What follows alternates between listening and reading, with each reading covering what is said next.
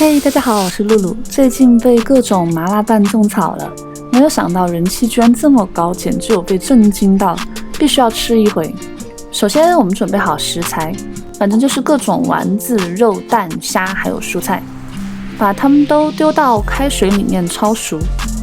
当然，肯定是要算着各种食材好的时间下锅的。不过，相比于四川的麻辣烫，洗锅真的太友好了。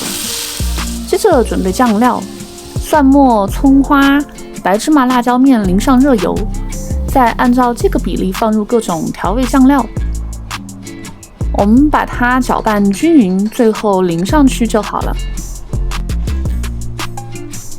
再撒上小米辣和香菜，接着拌匀就好了。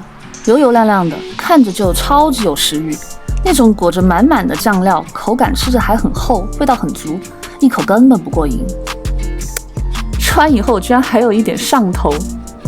想要观看更多懒人料理，请继续关注我哟。我们下期再见喽。